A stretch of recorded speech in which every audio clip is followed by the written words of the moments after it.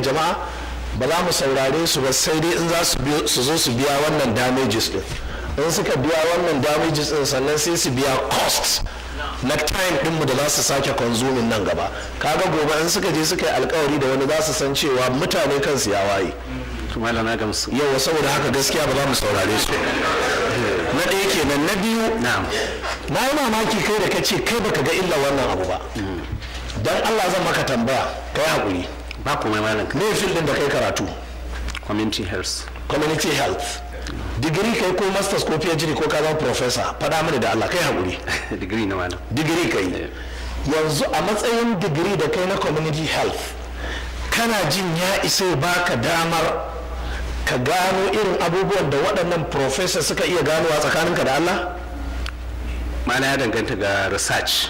Very good. Mutum yana to abin da nake cewa waɗannan research din yana nuna kai baka yi su bane ko kuma ka yi su ka ga contrary ka danne, domin waɗannan professors din ni fil ɗina shine shari'a, arabiya, ICT, engineering, waɗannan su ne fil ɗina. Kaga whatsoever ba ni da alaƙa da waɗannan, amma kaga haskaka min suka yi ne research na gano gaskiyar abin. Kai ya baka yi research ka gano gaskiya ko rashin gaskiyar abin ba, ka ce kai baka ga illar abin ba a zahiri. Wai abin da ke so ina zuwa wada a zahiri ko ba a zahiri ba, in ka gano illar abin a baɗin yanzu sai ka bayyana ta. Ina dan zuwa prof, bari ka ji. Ka taɓa jin wannan website din da na faɗi prof ya haƙuri, wannan think twice. Na ɗauke shi baka taɓa jin shi ba. Bari karanto maka wani abu kaɗan don Allah duk wanda yake saurare na ya saurara. Wannan jama'a intanet ne a gabana, kuma wannan abin da ke rubuce yanzu yana can America, gashi a gabana zan karanto. thinktwice.com/secret gashi secret government database of vaccine damaged children. Abinda suka ce wata tukullumar bayanai ta gwamnati, wato matattarar bayanai. Don Allah ku saurara jama'a ku natsu. Wata tukullumar bayanai ta gwamnati wadda ke dauke da lissafin sunayen 'ya'ya waɗanda allurar rigakafi ta wa dameji. Matattarar bayanai ta gwamnati, wace gwamnatin America, wadda ke ɗauke da lissafin sunayen 'ya'ya da allurar rigakafin shan inna ta wa dameji. Suka ce the general public is essentially unaware of the true number of people. Suka ce suna ganin al'umma na garuruka ba su sane da adadin mutane na gaskiya, mostly children, waɗanda mafi yawancinsu yara ne ƙanana, who has been permanently damaged, waɗanda suka samu ainihin illa ta dindindin, or killed, ko kuma suka mutu aka kashe su by vaccines da waɗannan allurai. Ma'ana mutane ba su san wannan ba, waɗanda allurai ɗinnan suka kashe su, waɗanda mafi yawancinsu yara ne. Suka ce in fact a ƙashin gaskiya most parents, mafi yawancin iyaye, will be surprised to learn that the government has a secret computer database filled with several thousand names of disabled and dead babies.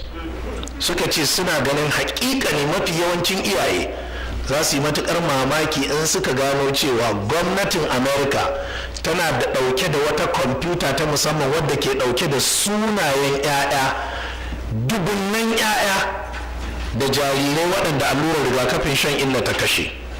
Children who were healthy and alive. Suka ce yaran da ike lafiyarsu kalau kuma ransu kalau, just prior to receiving the vaccines, kafin karɓar alluran, amma suna shan wannan alluran nan ta bi ta kashe su.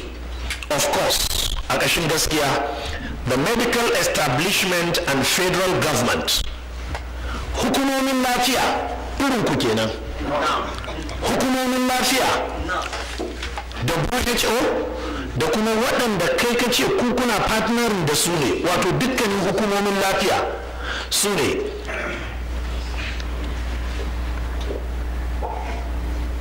Of course, the medical establishment and federal government, hukumomin lafiya da gwamnatin tarayya don't readily disclose this information. Ba a shirye suke da su faɗi waɗannan bayanan ba. Ba sa so a san su. Me yasa? Because they know it's likely to frighten parents.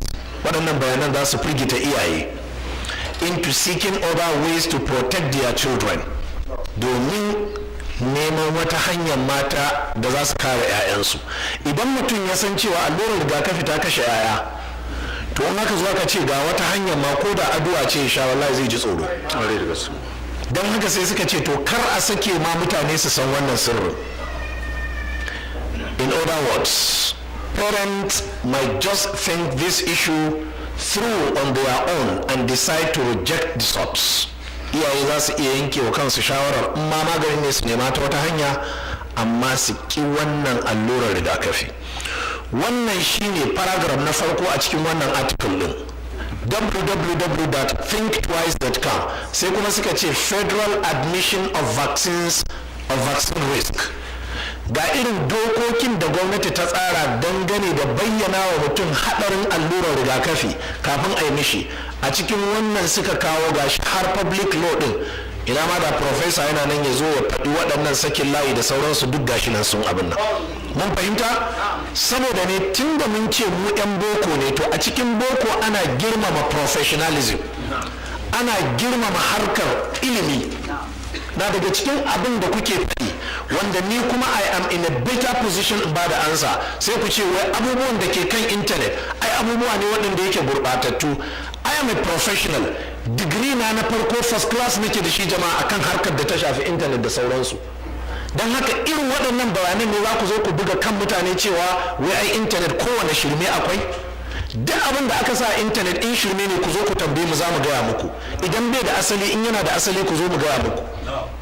Ku daina ruɗa mutane. Kenan yanzu duk abin da ake ji a gidan rediyo shi kenan shirme ne? So abin da mu muke cewa, mu baka ne da Professor Ibrahim Ahmad Ali faɗi, mu zuwa yanzu kun ji matsayin mu kenan, amma duk wanda yake da dalilai na ilimi to zai iya raba mu da wannan matsayar.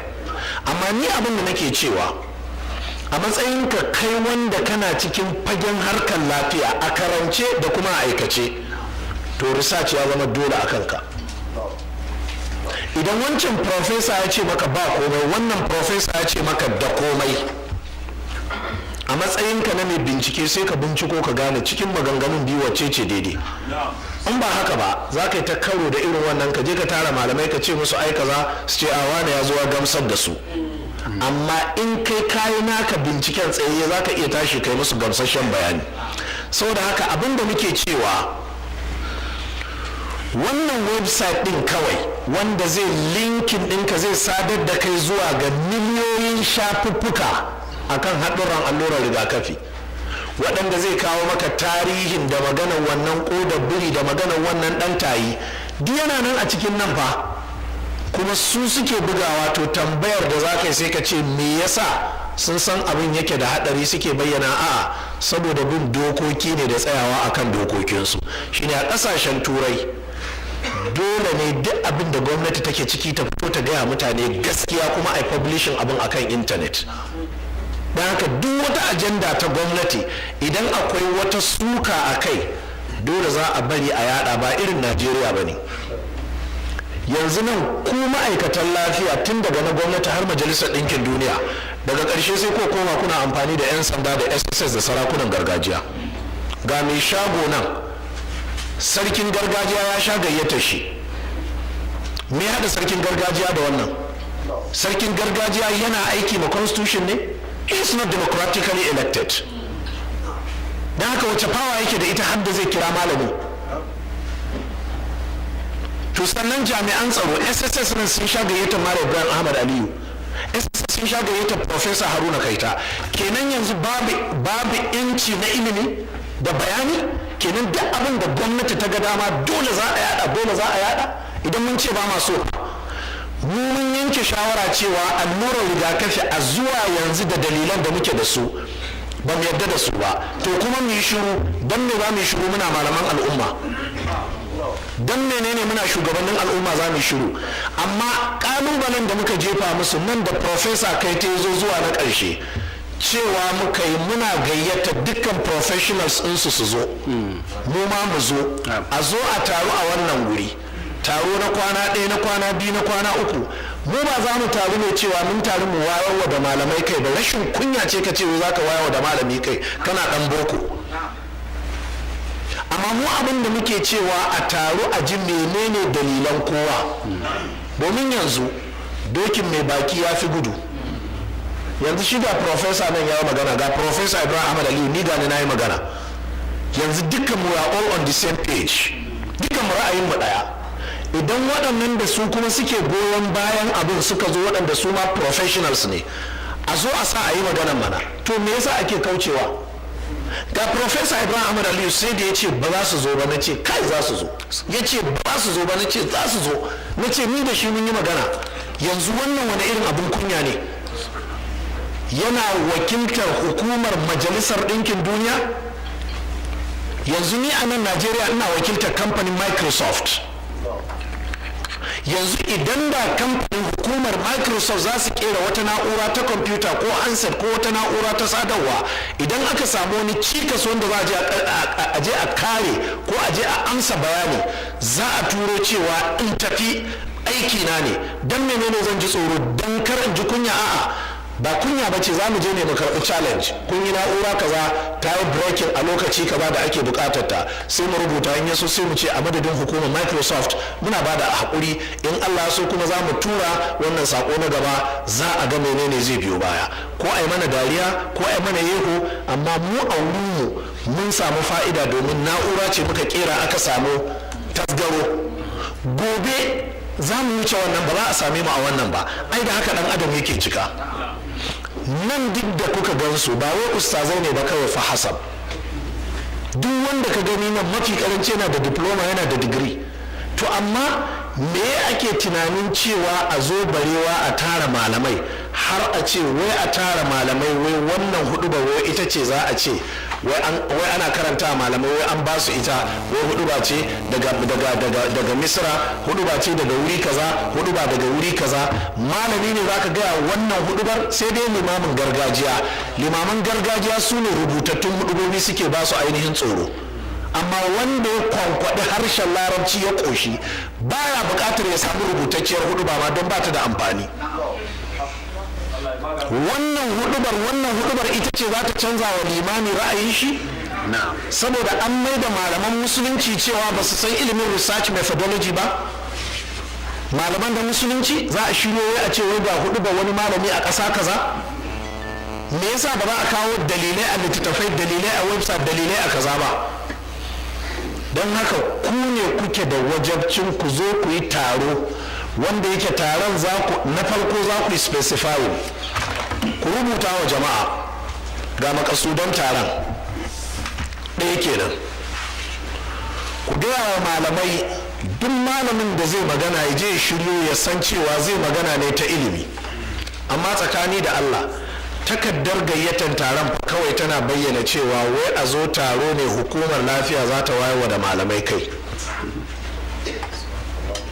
Za ta wayarwa da malamai kai saboda shi Nasiru Sani Gwarzo yana jin larabci, yana jin wannan ya bashi capability na malamai irin malaman Zaria, ya wayar musu da kai malami.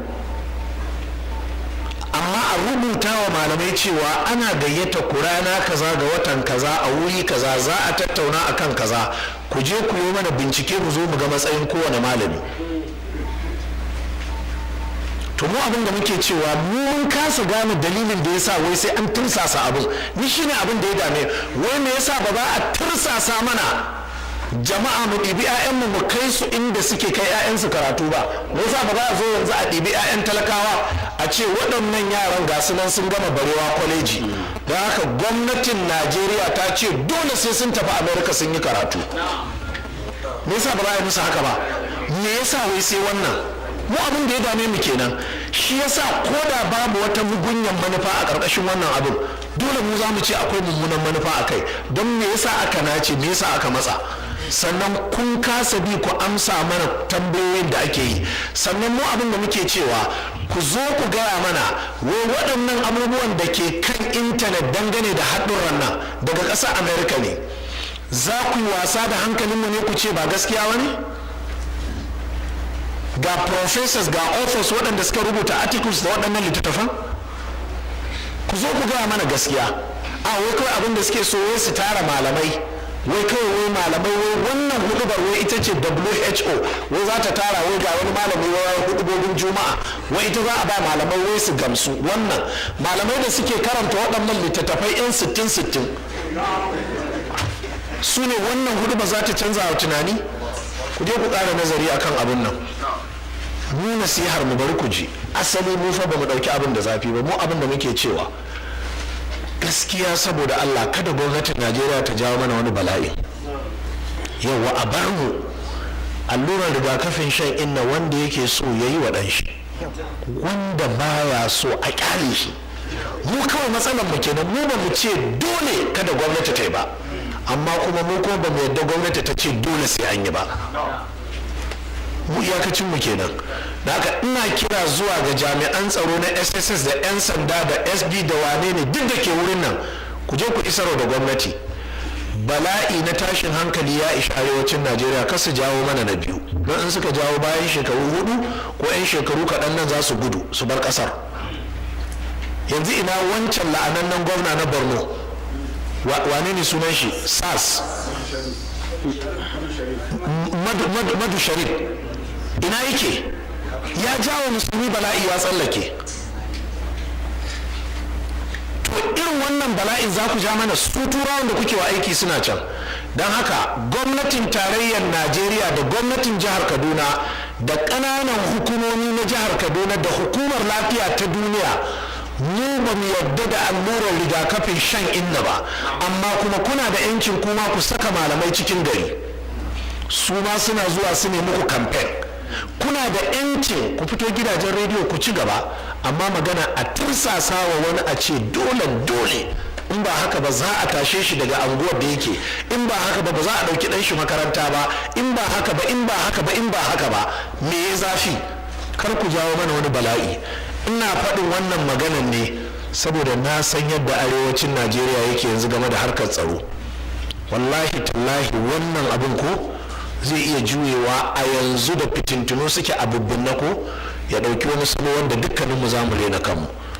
To don Allah gwamnatin tarayyar Najeriya, don Allah ba ma so kuma ba mu yadda ba.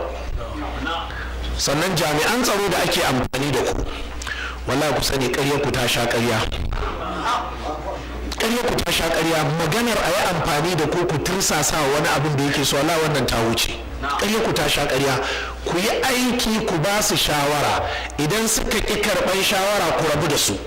Amma ba zai yiwu kawai ku zo kuna tursasa mutane wai sai ku ce wai da Allah kai haƙuri, mu ma an sa mu ne, kai yanzu an sa ka ne ka tursasa mutane akan abin da ba doka ba ne. Kuma wai wannan allurar rigakafi mu muke bukata ko ko magani a asibitoci, titina muke bukata ko kuwa karatuttuka da makarantu a saman mana da abin da zai karar da mu ci gaba. Za ku ji mu yi wa hirar mu an jima a BBC don mun yi hira da su yanzu. Na daga cikin tambayoyi shi ne, to wai tun da mu ba mu yarda da allurar nan ba, to wai menene muka tattalawa mutane dangane da wannan cutar? Sai muka ce ai mu ba mu yarda ma akwai cutar bane, kawai ƙarya ce. Ba mu yarda ma akwai cutar ba. Gashi kana jin masani yana faɗin cewa lokacin da aka sha maganin, to lokacin da kake kashi lokacin ne cutar take fitowa, a lokacin ne za ta iya kama ka. Kenan in baka sha maganin ba lafiya lau kake zaune. Sannan waɗannan bayanan da na karanto mana akan website suna tabbatar da haka, cewa yara ne lafiyar su kalau kamun ai musu allurar, amma daga yi musu sun kamu sun mutu. To me ya zafi? Professor Haruna Kaitaran na ya zo ya gabatar da waɗannan jawabai. Kamar yadda muka ce, zaman mu na yau gaskiya ba zama ne na lacca ba. Hakikanin al'amari in ba don mun girmama waɗannan professors da 'yan jaridu da suka zo ba, wallahi ba da waɗannan mutanen ba su zo ba, mu ma sai mu ce musu shi kenan zama ya watse. Na haka yanzu wannan ainihin kaset sunan da za mu sanya mishi WHO ta ji tsoro. WHO ta ji tsoro, hukumar lafiya ta duniya ta ji tsoro. Iya abin da za mu sanya wa kaset din suna ke, tunda idan da sun zo da muna da suna na musamman da muka tattala wa ainihin kaset din, amma tun da ba su zo ba shikenan WHO ta ji tsoro. Profesa na kana son kai bayani na tare ka yi haƙuri da Allah. Ba wani abu ne, shawara ne da wanda ke gefen gwamnati. Mutane sun yi robin issues da yawa, kuma dole ne a duba wannan issues ɗin. Ba wai haka kawai gwamnati ta ce don ta ce abu ya zama da cewa daidai ne, ko da haka ba. Ka yi magana cewa kun bincika cewa ba yi da abin nan. To a kirga in mutum ɗaya ya ce yana da kyau, mutane 199 suka ce ba yi da kyau, kasan ya kamata a duba. Gwamnati ta daina matsa ma mutane akan wannan abu sai an yi an sanin wannan issues ɗin guda uku. Na ɗaya, in za a yi vaccination, kamata ya samu wanda suke da ilimi kan abin ƙasa, ba a ɗauko wata za tana suya kosai akan titi ba ne a ɗora mata abu ta je tana yawo ba ta sayan da ma za a ajiye abin ba, ko da haka ba. Na biyu, shin in babu ƙwayoyin cuta a cikin wannan abin, in babu ƙwayoyin halin haihuwa a cikin wannan abin, ƙwayoyin cutar da ake yi saboda live virus ake, ko a ce musu half killed ko killed virus, ko da haka ba, attenuated virus, akwai wanda suke da rai ke da a ciki. Ya cancanta a ba mutane me zai faru bayan wannan. Na uku, gwamnati ta san cewa tana da mutane da haƙƙi a kanta. Haƙƙi shi ne kare musu cuta da kuma jawo musu alheri. Wannan ba wani responsibility da gwamnati za ta ba mutane da ya fi wannan. To ni abin da ya sa ne magana kina. Yawwa. Kuma me duk abin da ake a cikin zance science shi ne ake cewa superior argument. Duk abin zuwa ka zo da shi, in mutum malamin kimiyya ne zai ce maka kawo mana hujja in kana da shi. In ba ka da shi sai ya baka hujja, wanda ke da hujja shi za a bina shi, ko ba haka ba. To ni dama ƙarin bayani kawai da zan yi kenan. Wassalamu alaikum. To kamar yadda muka faɗi insha Allah, taro ya yi taro insha Allah, domin dai waɗanda suka ainihin ce za su zo ba su zo ba sun ji tsoro. Sau da haka insha Allah ta'ala muna ganin za mu ainihin takaita nan insha Allah, don takardu da mutane suka rubuto na tambayoyi nan mun yi taro da Profesa Haruna Kaita da an amsa su. Ya rage za mu samu lokaci a sake gaito Profesa Ibrahim Ahmad Aliyu ya zo domin amsa wasu tambayoyi waɗanda su kuma suka shafi janibin shari'a, waɗanda su ma sun zo daga baya ne domin duk a ran nan ɗin an yi tambayoyin ya an amsa. Don haka muna godiya ta musamman ga professors da suka halarta wannan wuri, godiya ta musamman ga ainihin wato sauran jama'ar gari, godiya ta musamman ga malamai da ɗaliban makaranta Albani Science Academy waɗanda suka haƙura suka sadaukar mana da wannan rana domin a yi wannan ainihin shiri a makarantarsu. Sannan godiya ta musamman ga ainihin shi Malam Zakari wanda yake jami'in lafiya ne na karamar hukumar Giwa wanda ainihin ya samu halartowa. Godiya ta musamman ga Alhaji Nura Ringim wanda yake wakilin tashar BBC ce shi ma wanda ya samu halartowa a wannan wuri. Kamar yadda na ce insha Allah ta'ala a nan ne za mu saurara insha Allah. Muna roƙon Allah maɗaukakin sarki ya zaunar da ƙasar mu lafiya. Allah ya ba mu shugabanni waɗanda suke za su mana adalci na shari'ar musulunci. Allah ya ba mu shugabanni waɗanda za mu rinka communicating tsakanin mu da su, wato zama muna fahimtar juna mu da su. Allah ya ba mu shugabannin da ba za su yi wa wasu aiki domin su cutar da mu ba. Allah maɗaukakin sarki ya sa daga cikin waɗannan matasa da suka taru a gaban mu gobe zama cikinsu za a fitar da wasu professors ɗin irin waɗannan waɗanda ainihin al'umma za ta ci gaba da haskakuwa da hasken ilimi. Muna roƙon Allah ya ɗaukaka musulunci da musulmai, Allah ya rusa kafirci da kafirai, Allah maɗaukakin sarki ya ƙarfafi gwiwawunmu akan tsayawa gaskiya da kuma jajirce mata. Duk wata barazana da duk wani ainihin haɗari, Allah maɗaukakin sarki kada ya firgitar da musulmi game da tsayawa gaskiya. Jama'a musulmi, Darul Hadithi Salafiya ta nemi ku godiya da gaisuwa ta musamman. Muke cewa subhanaka Allahumma wa bihamdika ashhadu an la ilaha illa anta astaghfiruka wa atubu ilayk. Wassalamu alaikum wa rahmatullahi.